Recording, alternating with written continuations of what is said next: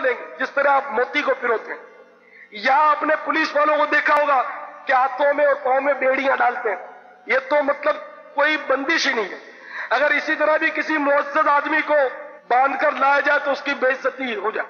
لیکن میرے پیارے اسلامی بھائیوں، قیامت کے روز مجرموں کو زنجیروں سے باندھا نہیں جائے گا بلکہ زنجیروں میں پرویا جائے گا. اور وہ زنجیریں 70 ہاتھ لمبی ہوں گی اور وہ 70 ہاتھ ہمارے نہیں، ہمارا ہاتھ جو ہے نا آدھے گز کا ہوگا، فرشتوں کے 70 ہاتھ نہ جانے وہ کتنے بڑے. اور پھر وہ افسوس کے ساتھ اس طرح کہتا ہوگا، ما اغنی عنی مالیہ، میرے کچھ کام نہ آیا میرا مال. ہلک عنی سلطانیہ، میرا سب زور جاتا رہا. تو میرے پیارے اسلامی بھائیوں، پھر کہنا پڑے گا میرا مال کام نہ آیا، پھر کہنا پڑے گا میرا زور کام نہ آیا. اے ہر وقت مال جمع کرنے کی تمنا میں رچنے بسنے والوں، ہر وقت نقدہ مالو کا وظیفہ جپنے والوں، ذرا غور کر لو.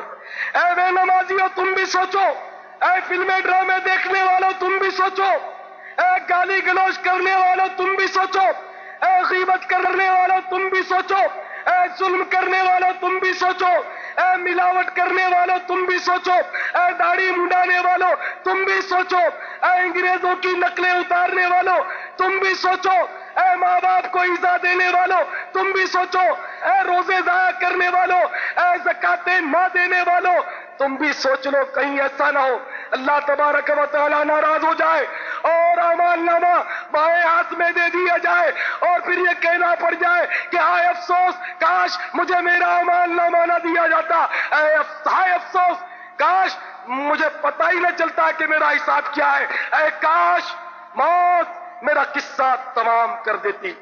آج تو رنگ رلیاں منائے، آج رنگ رلیاں منا کر وقت پاس ہو جاتا ہے، آج تاش کی گڈی پر وقت پاس ہو جاتا ہے، آج شطرنج بچھا کر وقت پاس ہو جاتا ہے، آج ٹی وی کے ڈرامے پر وقت پاس ہو جاتا ہے، آج وی سی آر پر فلم چلا کر وقت پاس ہو جاتا ہے، آج ٹیپ ریکارڈر پر گانے بجا کر وقت پاس ہو جاتا ہے. میرے بھائیوں ذرا سوچو، غور کرو، خدا کے لیے سوچو، ایک لمحے کے لیے سوچو وہ وقت کتنا حسرت بھرا وقت ہوگا اگر اللہ تعالیٰ ناراض ہو گیا اور حکم ہوا کہ اس کو پکڑ لو اور فرشتے پکڑ لیں گے اور وہ زنجیر میں پرو دیں گے.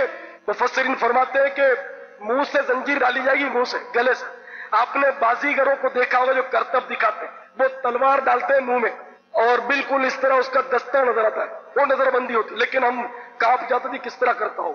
تو اس طرح منہ میں میرے بھائیوں وہ آگ کی زنجیر ڈالی جائے گی اور پیچھے کے مقام سے نکالی جائے گی، اس طرح موتی کی طرح پیرویا جائے گا. آپ سوچیں کسی مریض کو جب دیکھتے ہیں کہ وہ سیریس ہے اس کی حالت، تو اس وقت اس مریض کو نلکی ناک میں سے ڈال کر اس کو مطلب غذا پہنچائی جاتی ہے.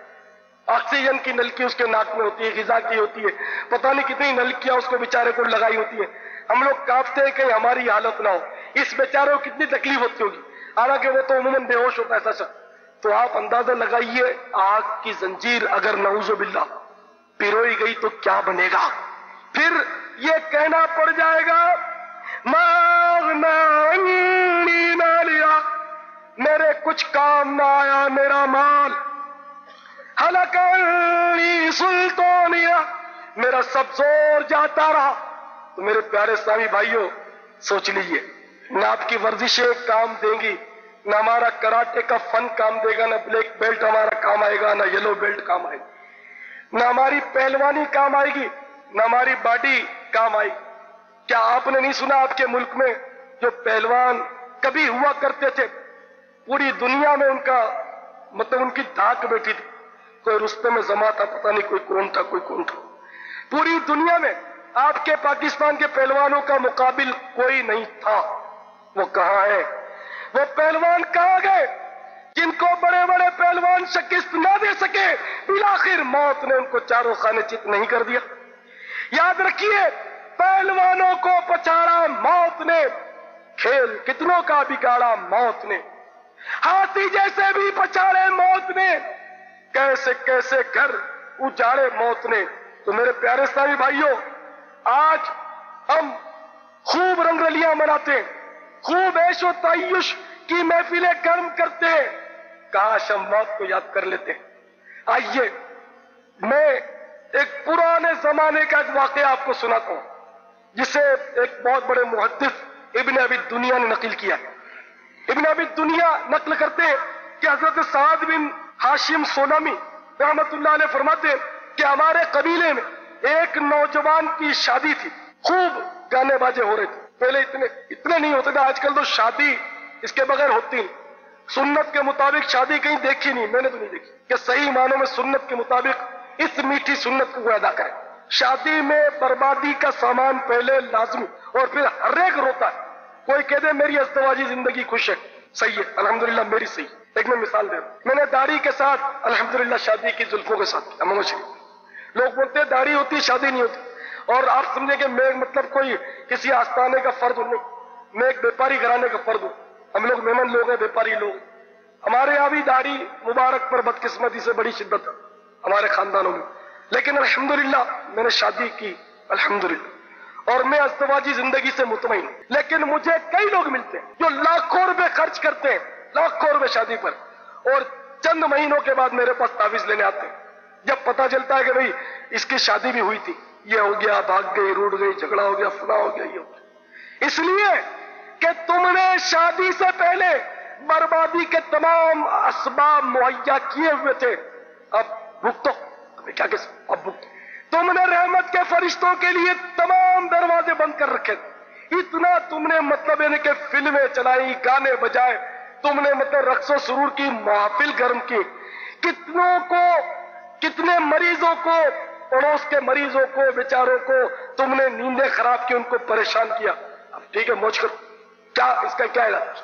ہر گھر میں جھگڑا، ہر گھر میں لڑائی. اس کی وجہ یہی ہے کہ ہم نے شریعت و سنت کو چھوڑ دیا. بہرحال تو وہ بزرگ رحمت اللہ علیہ فرماتے ہیں ہمارے قبیلے کے نوجوان کی شادی ہو رہی تھی، ناچ رنگ کی محفل گرم تھی، قریب ہی قبرستان بھی تھا. رات کے وقت خوب مطلب دھما چوکڑی لگی ہوئی کہ اچانک ایک قبر سے آواز آئی. ایک قبر سے آواز آئی، اے کھیل کود کے مزے لوٹنے والوں، اے ناچ رنگ کی محفل گرم کرنے والوں، موت موت تمہاری لذتوں کو ختم کر کے رہے گی.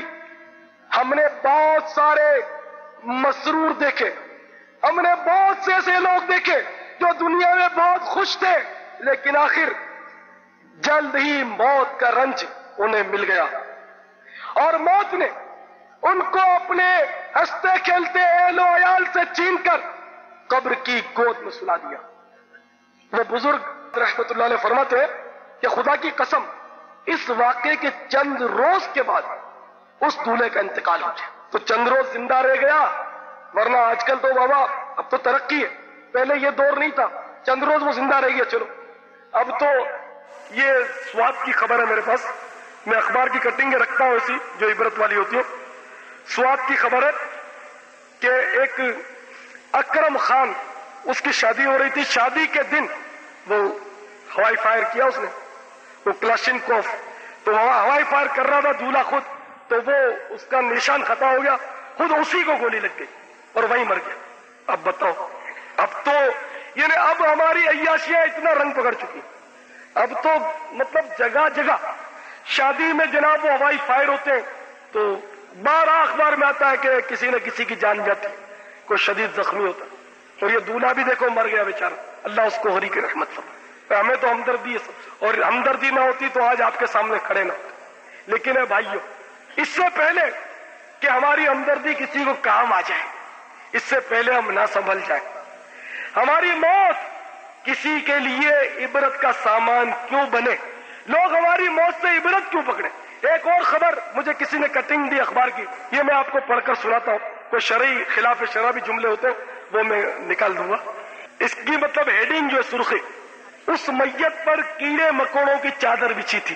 تقریباً 2 سال پہلے گرمیوں کے دن تھے، گاؤں کے ایک لڑکے کی نئی شادی ہوئی تھی. وہ اپنی بیوی کو بس پر بٹھا کر واپس آ رہا تھا کہ راستے میں گر گیا. سب لوگ اس کی طرف بھاگتے ہوئے گئے.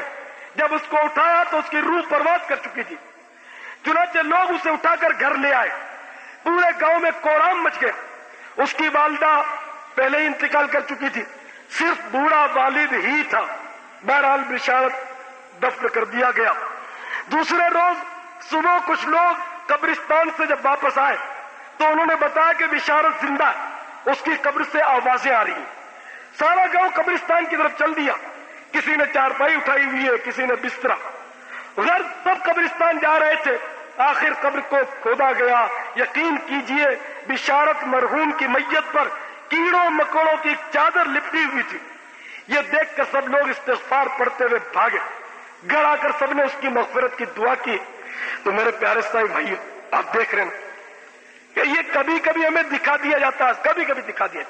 جیسے کہ ایک اور خبر, یہ مارچ 1986 کی میرے پاس کٹنگ کی فوٹو کاپی ہے. اس کا لبے لباب یہ ہے کہ ایک لڑکی, ایک ماں لکھتی ہے اخبار میں کہ میری جوان لڑکی جو تھی سب سے بڑی, اس کا انتقال ہو گیا. انتقال کے بعد جب اس کو دفن کرنے کے لیے گئے اور اس کی قبر جب کھودی تو قبر میں 50-60 سانپ بھرے ہوئے. دوسری قبر کھودی, اس میں اس سے زیادہ سانپ. تیسری قبر کھودی گئی تو اس سے زیادہ سانپ تھے. سب لوگ پریشان ہو گئے اور آخر کار میری لخت جگر کو ان لوگوں نے سانپوں میں چھوڑ دیا اور جس طرح بھی ہوا لیپ تھوپ کر بھاگ لیے. میرے شوہر یعنی اس لڑکی کے باپ کی حالت جب سے بہت خراب ہے. ہر وقت وہ اپنے سر کو جھٹکا دیتے ہیں. مزید وہ کہتی ہے کہ میری لڑکی صوم و صلات کی پابند تھی, نماز روزے کی پابند تھی, لیکن وہ فیشن پرست تھی. وہ فیشن کرتی اور فیشن کر کے وہ گلیوں بازاروں میں پھرتی تھی. میں اس کو منع کرتی تھی لیکن وہ باز نہ آتی تھی. اب اندازہ لگائیے آپ. لیکن ایک آپ ہے, دیکھیں آپ, یہ ایک مطلب اس سے خطاب ہے میرا, وہ مطلب میرا مخاطب ہے کہ جو ایسا ہے. ایک آپ ہے جو اپنی بیگم صاحبہ کو بنا سجا کر اپنے ہاتھ میں لیے یا اپنی اسکوٹر پر پیچھے بٹھائے اس کی نمائش کراتے ہوئے شاپنگ سینٹر جاتے ہیں. آپ کا کیا بنے؟ جبھی تو اکبر الہ آبادی کا دل جل گیا کہ قصور عورتوں کا جتنا ہے اس سے کم مردوں کا بھی نہیں. مرد خود مطلب اپنی بیگموں کو بے پردہ کرتے, اپنی بیٹیوں اور بہو کو بے پردہ کرتے اور ان کو ساتھ بٹا کر ٹی وی پر ڈرامے دکھاتے ہیں, وی سی آر پر فلمیں دکھاتے ہیں جس میں بے پردگی کی فیشن کی تعلیم ہوتی. نہیں تو نہیں فیشن. اکبر الہ آبادی کا دل جل گیا اور اس نے کہا بے پردہ کل جو آئی نظر چند بیبیاں, اکبر زمین غیرت قومی سے گڑ گیا. پوچھا جو ان سے آپ کا پردہ وہ کیا ہوا؟ کہنے لگی وہ عقل پہ مردوں کی پڑ گیا. یہ حقیقت کہ مردوں کی عقل پر پردہ پڑ گیا. اے فیشن کرنے والوں اور اے ناجائز فیشن کرنے والیوں, دیکھیے وہ زینت جو جائز اشیاء سے کی جائے اپنے شوہر کے لیے عورت 4 دیواری میں کر سکتی, بلکہ ترک زینت پر شوہر مار بھی سکتا ہے, یہ اس کا حق ہے. لیکن میری مراد ناجائز زینت سے, میں ان سے بات کروں. اے ناجائز زینت کرنے والوں اور کرنے والیوں, ذرا غور سے اپنے پیارے آقا اپنے مدنی مصطفیٰ صلی اللہ تعالی علیہ وسلم کا یہ ارشاد سنو اور سر کو دھنو اور توبہ کرو کہ اللہ کا حبیب صلی اللہ تعالی علیہ وسلم ارشاد فرما رہا ہے. میرا شریف کا واقعہ یہ شرح و صدور سے میں نے لیا ہے, اس میں وضاحت نہیں کہ یہ کہاں کا ہے. تو نبی کا خواب جو ہوتا ہے وہ بھی رحمانی ہوتا ہے اور مبنی بر وحی ہوتا ہے. نبی کا خواب جو ہے وہ نص ہے, دلیل ہے. چنانچہ اللہ کے حبیب صلی اللہ علیہ وسلم نے فرمایا میں نے کچھ ایسے لوگ دیکھے جن کی زبانیں آگ کی قینچیوں سے کاٹی جا رہی تھی. میں نے دریافت کیا کہ یہ کون لوگ ہیں, تو مجھے بتایا گیا یہ وہ لوگ ہیں جو ایسی چیزوں سے زینت حاصل کرتے تھے جو ان کے لیے جائز نہ تھیں. نیز میں نے ایک گڑھا دیکھا جس میں چیخ و پکار کی آوازیں آ رہی تھی. میں نے پوچھا کہ یہ کیا ہے, تو مجھے بتایا گیا کہ یہ وہ عورتیں ہیں جو ناجائز اشیاء سے زینت حاصل کرتی تھیں. میرے پیارے اسلامی بھائیوں غور کیجیے, جو ناجائز ذرائع سے زینت کرنے والے مرد ہیں, جو میرے بھائی ہیں, جو میرے دوست ہیں, وہ غور سے سنیں کہ جو ناجائز ذرائع سے زینت کیا کرتے ہیں ان کا حشر یہ ہوگا, ان کا حال یہ ہوگا. جو ناجائز اشیاء سے زینت کریں گے ان کی زبانوں کو آگ کی قینچیوں سے کاٹا جائے گا۔ اب ناجائز زینتیں کیا ہے آپ کے سامنے؟ ہمارے اسلامی بھائی زنجیریں لٹکاتے گلے میں، سونے کی، چاندی کی، دوسرے دھاتوں کی زنجیر، لاکٹ، یہ ناجائز گناہ۔ اس طرح کی الٹی سیدھی کئی انگوٹھیاں پہن لیتے، پتہ نہیں کیا کیا کرتے۔ تو میرے پیارے اسلامی بھائیوں، سوچ لو، جب تمہیں گلے میں زنجیر ڈالنے کا ارادہ ہو تو یہ زنجیر ڈالنا ناجائز فیشن ہے۔ تمہیں آگ کی قینچی کو یاد کرنا پڑے گا کہ آگ کی قینچی سے تمہاری زبان نہ کاٹ دی جائے۔ ناجائز سونے کی انگوٹھیاں پہننے والوں، یاد رکھو کہیں ایسا نہ ہو کہ تمہاری زبانوں کو آگ کی قینچیوں سے کاٹ دیا جائے۔ اسی طرح داڑھی منڈانا یہ بھی تو ناجائز زینت ہے۔ داڑھی کیوں منڈاتے ہو؟ اپنے زوم فاسد میں اچھے لگتے ہو اسی لیے، ایمانداری سے بتاؤ داڑھی کیوں منڈاتے ہو؟ داڑھی اسی لیے منڈائی جاتی ہے کہ ذرا مطلب ہے کہ اپنے زوم فاسد میں اور اس بے وفا گندی دنیا کی نظر میں اچھا لگے، اس لیے داڑھی ہوتی۔ آج داڑھی والا اچھا نہیں لگتا، آج لوگ داڑھی سے معاذ اللہ نفرت کرتے ہیں اور پھر اپنے آپ کو مسلمان کہتے ہیں۔ اتنا بھی نہیں سوچتے کہ اگر داڑھی سے ہمیں نفرت ہے تو کلمہ بھی تو داڑھی والے آقا کا پڑا ہے۔ اگر امامے سے نفرت ہے تو امامے والے آقا کا کلمہ پڑا ہے جو کہاں جائیں گے، کیا بنے گا؟ اگر یہ لمبے لمبے بال جس کو کہتے ہیں زلفیں، ہم گیسو زلفیں، لمبے بال کہتے ہیں نا لوگ، اگر یہ زلفیں اچھی نہیں لگتی، یہ گیسو پسند نہیں ہے تو گیسو والے آقا کا کلمہ پڑا ہے جو۔ تو اے انگریزی فیشن کے مت والو، اے ناجائز طریقے پر فیشن کرنے والوں، داڑھی منڈانے والوں، خوب سوچ لو، اچھی طرح سمجھ لو، تمہارے پیارے آقا صلی اللہ تعالی علیہ وسلم ابھی تمہیں بتا رہے گئے کہ جو ناجائز طریقے پر زینت کرے گا آگ کی قینچیوں سے اس کی زبانیں کاٹی جائیں گی۔ یعنی اس میں یہ بتا گیا کاٹی جا رہی تھی، تو یہ بتانا اسی لیے ہوتا ہے کہ ایسا ہوتا ہے جو ناجائز طور پر زینت کرتا ہے۔ اب کیا سوچا آپ نے؟ دیکھو آج کل ویسے ہی بخار سب کی گردن پکڑ لیتے۔ ارے ہم نے تو کتنے واقعات دیکھے، سچی بات ہے، کتنے لوگ دیکھے کہ جس کے بخار نے گردن پکڑی۔ ابھی ہماری لیاری میں ایک نوجوان کی شادی ہونے والی تھی، سب شادی کو رہ گئے شاید 2 دن، جمعے کو اس کی شادی تھی، منگل یا بدھ کو بخار نے گردن پکڑ لی اور پکڑ کے سیدھا قبر میں پہنچا دیا۔ شادی 2 دن پہلے بیچارہ انتقال کر گیا، اللہ تعالیٰ اس کی مغفرت ہو۔ تو میرے پیارے اسلامی بھائیوں، سوچو اب تو بڑی آسان ہو گئی، موت دھڑا دھڑ لوگ مرتے ہیں۔ ہماری کراچی میں پچھلے سال کا سروے یہ ہے، گزشتہ سال، کہ ہر 4 گھنٹے میں ایک مطلب یہ کہ بہت خطرناک حادثہ ہوتا ہے، اور حادثات میں فی 13 گھنٹے ایک آدمی مرتا ہے۔ 13 گھنٹے میں ایک آدمی، 26 گھنٹے میں 2 آدمی، یہ ایوریج مطلب 1 سال کا نکالا کراچی۔ یہ تو خالی حادثے کی موت بتا رہا ہوں، باقی گردن توڑ جو موتیں ہو رہی ہیں وہ تو آج کل ایسے ہی مطلب ہے کہ ہمیں سائڈ میں ملے۔ پھر دوسرے طرح طرح کے مصائب و آلام سے لوگ مرتے ہیں، کتنے بیمار بیچارے مرتے ہیں، کتنے لوگ مطلب ہارٹ فیل ہو جاتے ہیں۔ تو یہ تو نا، تو ہمارے کراچی میں اتنے مرتے ہیں تو حیدرآباد والے بھی محفوظ نہیں ہیں، موتیں یہاں بھی ہو۔ تو آج ہم زندہ سلامت ہیں میرے بھائیوں، آج موقع ہے، آؤ آج مل کر توبہ کر لو، مان جاؤ، پھر نہ کہنا کہ ہمیں کسی نے خبر نہ کی۔ اے اللہ ہمیں اب واپس بھیج دے، کسی طرح ہمیں واپس کر دے۔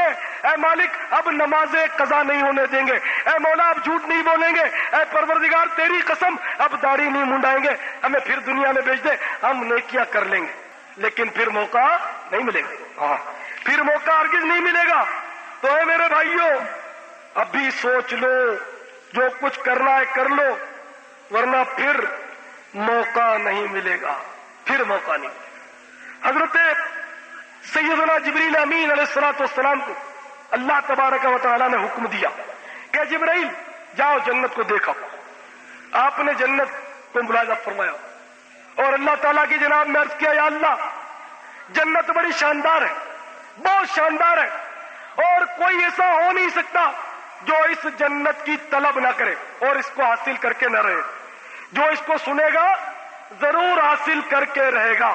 رب العالمین جل مجدہ نے جنت کے گرد بہت تکالیف و مصیبتوں کی بہار لگا دی، پھر فرمایا کہ جبریل اب جا کر دیکھو۔ اب جو جبریل امین نے دیکھا تو عرض کیا، یا اللہ اب تو جنت میں شاید ہی کوئی جا سکے، کہ اب تو جنت میں پہنچنا اتنا دشوار نظر آتا ہے۔ پھر اللہ تعالیٰ نے فرمایا کہ دوزخ کو جاؤ، دوزخ کو دیکھو۔ چنانچہ جبریل امین نے دوزخ کو دیکھا، جب اس کے عذاب ملاحظہ فرمائے، بارگاہ خداوندی میں عرض کیا، یا اللہ، جو سن لے کہ دوزخ ایسی ہے تو پھر کوئی شخص دوزخ میں جانے کا سوچ بھی نہیں سکتا، کوئی نہیں جائے گا۔ پھر اللہ تعالیٰ نے فرمایا کہ جبریل جاؤ دوبارہ دیکھو۔ چنانچہ حضرت جبریل امین دوبارہ دوزخ کی طرف گئے، اور جب دوبارہ پہنچے تو کیا دیکھتے ہیں کہ اس کے گرد لذتوں اور شہوات کا جال بچھا ہوا ہے۔ جب اتنی لذتیں اور شہوات دیکھی جبریل امین نے، اتنے مزے دیکھے، تو عرض کیا، یا اللہ، اب تو ایسا لگتا ہے کہ کوئی شخص بھی اس دوزخ سے بچ نہیں سکتا۔ اے مولا کریم، اب ہر ایک شخص اس دوزخ میں جا کر گرے گا۔ میرے بھائیوں، آپ خود غور کیجئے کہ ایک طرف جنت ہے اور جس میں اتنی نعمتیں ہیں کہ جو دیکھ لے وہ کبھی اس کو چھوڑ نہیں سکتا، اور دوسری طرف جہنم ہے کہ اس میں اتنی تکلیف ہے کہ جو کوئی جہنم کے بارے میں سن لے وہ اس میں جا نہیں سکتا۔ لیکن جنت میں جانے کے لیے تکالیف رکھی گئی ہیں، جنت میں جانے کے لیے مصائب و آلام رکھے گئے، جنت میں جانے کے لیے بڑی بڑی آزمائشیں اور امتحانات رکھے گئے۔ نماز بھی پڑھنی پڑے گی، فجر میں اٹھنا بھی پڑے گا، روزے بھی رکھنے پڑیں گے، رمضان المبارک میں بھوکا بھی رہنا پڑے گا، زکوٰۃ بھی دینی پڑے گی۔ جب جا کر اللہ جب راضی ہو جائے گا، اپنی رحمت سے کرم فرمائے گا اور جنت عطا فرمائے گا۔ اور اسی طرح جہنم کہ جو اتنی خوفناک جگہ ہے کہ جو کوئی اس کو سن لے کبھی اس میں نہیں جائے گا، جانے کے لیے سوچ بھی نہیں سکتا، لیکن اس کے گرد اتنی لذتیں ہیں، اتنی شہوتیں ہیں کہ ان شہوتوں کی وجہ سے بندے دھڑا دھڑ جہنم میں جا پہنچے۔ مثلا حرام کا مال، یہ ایک لذت ہے، حرام کا مال آج ہر ایک کھاتا، رشوت، سود، جو کچھ آپ کے سامنے، جھوٹ بولنا تجارت میں، حرام کا مال کھا کر جہنم میں جائے گا۔ کہ حدیث شریف میں فرمایا کہ جو یہ فکر نہیں کرتا، یہ نہیں دیکھتا کہ مال کہاں سے آ رہا ہے، اللہ تعالیٰ بھی اس کے بارے میں یہ نہیں دیکھے گا کہ وہ جہنم میں کس دروازے سے جا کر گرتا ہے۔ اسی طرح اور شہوات جو ہیں، دنیا کی رنگینیاں، فلمیں، ڈرامے، داڑھی منڈانا، گالیاں بکنا، جھوٹ بولنا، کسی کا حق غصب کرنا، آپس میں لڑنا، ایک دوسرے پر گولی چلانا، ایک دوسرے کی دکانیں لوٹنا، چوری کرنا، ڈکیتیاں کرنا، ہزارہ شہوات اور لذات کی جالیں بچھی اور دڑا دڑ جہنم میں۔ جہنم بہت خطرناک جگہ ہے۔ میں مختصر جہنم کا کچھ تذکرہ آپ کے سامنے پیش کرنے کی کوشش کرتا ہوں، اس کو غور سے سنیے تاکہ ہمیں اللہ تعالیٰ کا خوف پیدا ہو اور ہم کہیں اس سے بچنے کی کوشش کریں۔ چنانچہ حدیث شریف میں آتا ہے کہ جہنم اس قدر گہری ہے کہ اگر جہنم کے منہ پر کوئی چٹان چھوڑ دی جائے، پتھر کی بہت بڑی چٹان، تو وہ گرتی چلی جائے یہاں تک کہ 70 سال میں بھی اس کی تہ تک نہ پہنچے، 70 سال میں بھی تہ تک نہ پہنچے۔ اس کی 4 دیواریں، اور 4 دیواریں اس قدر موٹی موٹی ہے کہ 40 سال کی مسافت، یعنی اتنی موٹی دیوار ہے کہ اس کی موٹائی اتنی ہے کہ 40 سال تک ایک گھوڑا دوڑتا رہے، جتنا فاصلہ طے کرے نا، اتنی موٹائی اس کی دیواروں کی، 4 دیوار۔ اس تباہ کار کو جب بروز قیامت لایا جائے گا تو اس کی 70,000 لگامیں ہوں گی، اور ہر لگام کو 70,000 فرشتے کھینچ رہے ہیں۔ جہنم کی آگ کو پہلے 1000 سال دہکایا گیا تو وہ سرخ ہوئی، پھر 1000 سال مزید اس کو دہکایا گیا تو سفید ہوئی، پھر 1000 سال مزید اس کو دہکایا گیا تو وہ سیاہ ہو گئی۔ اب جہنم کی آگ سیاہ ہے، کالی بالکل، اس میں روشنی کا نام تک نہیں، یعنی اندھیرا یہ بھی خود ایک عذاب ہے۔ ابھی خدا نہ خواستہ بتی گل ہو جائے تو افراتفری ہو جائے، اندھیرا خود انسان کو مطلب دہشت زدہ کرتا ہے، پھر جہنم کی آگ اور اندھیرا، اور آگ بھی کیسی میرے بھائیوں، حدیثوں میں آتا ہے کہ جہنم کی آگ دنیا کی آگ سے 69 درجے گرم۔ صلو علی الحبیب صلی اللہ علیہ وسلم۔ امیر اہل سنت دامت برکاتہم العالیہ کی بڑی ہمشیرہ کا بیان ہے کہ ابا جان علیہ رحمت المنان کے وصال کے بعد میں نے ایک مرتبہ یہ ایمان افروز خواب دیکھا کہ ابا جان علیہ رحمت المنان ایک انتہائی نورانی چہرے والے بزرگ کے ساتھ تشریف لائے. میرا ہاتھ پکڑ کر کہنے لگے، بیٹی تم ان کو پہچانتی ہو؟ یہ ہمارے مدنی آقا میٹھے میٹھے مصطفیٰ صلی اللہ تعالی علیہ وآلہ وسلم ہیں. پھر شہنشاہ رسالت صلی اللہ تعالی علیہ وآلہ وسلم نے مجھ پر بہت شفقت کرتے ہوئے فرمایا کہ تم بہت نصیب دار ہو، دیدار کے قابل تو کہاں میری نظر ہے، یہ تیری عنایت ہے کہ رخ تیرا ادھر ہے.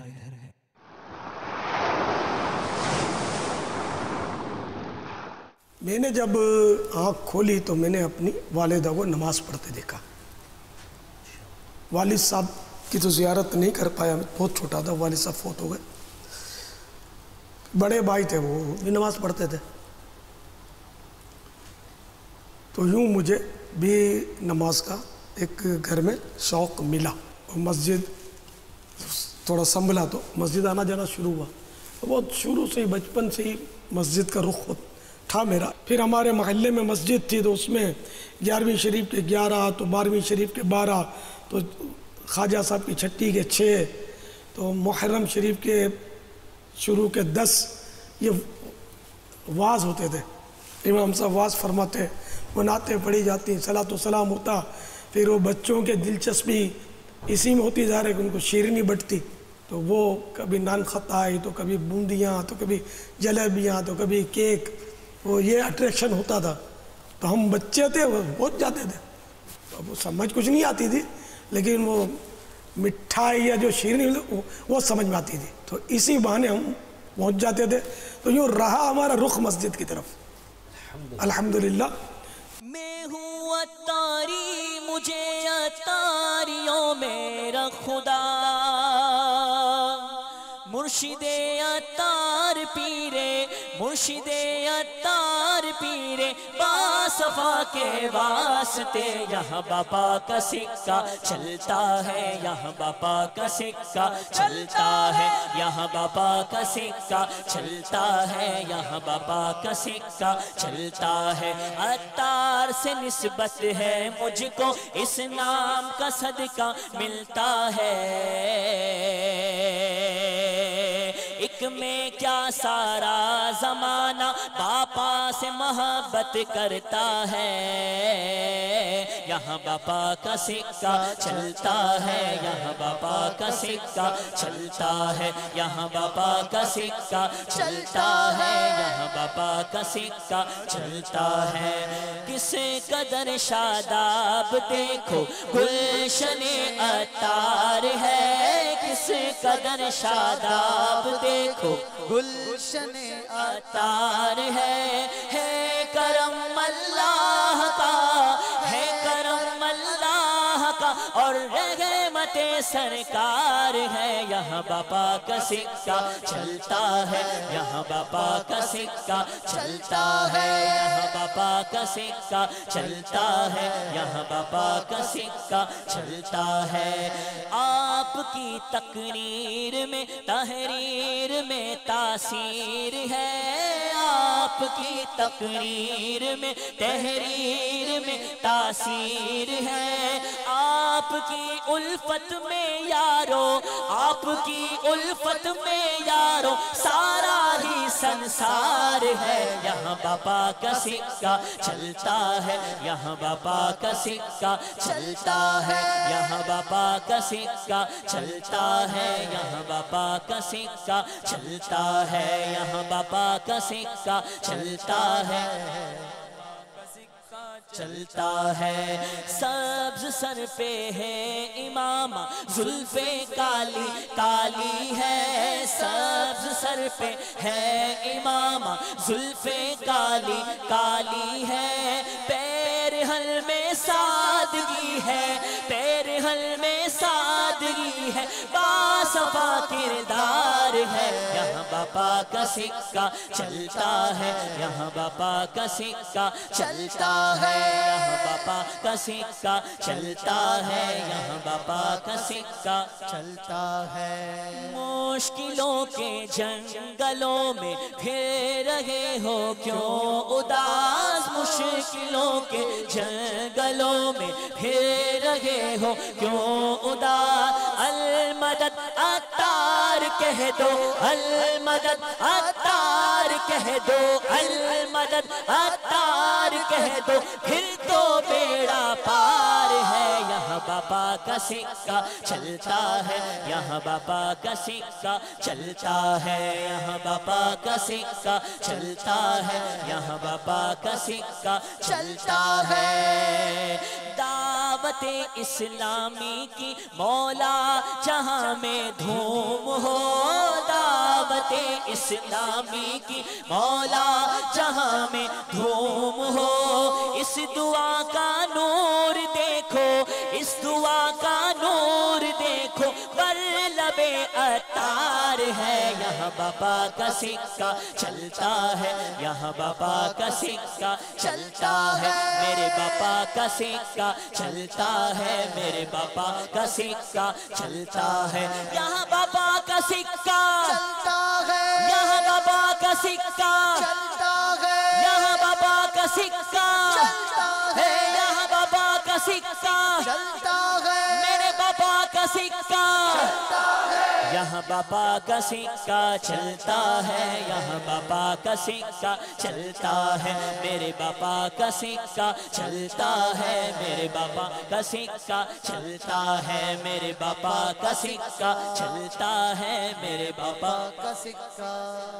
یا رب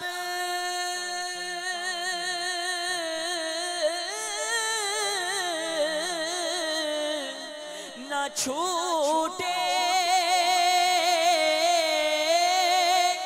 ہاتھ سے دامن کبھی عطار کا، یا رب بنا دے، بنا دے، بنا دے باوفا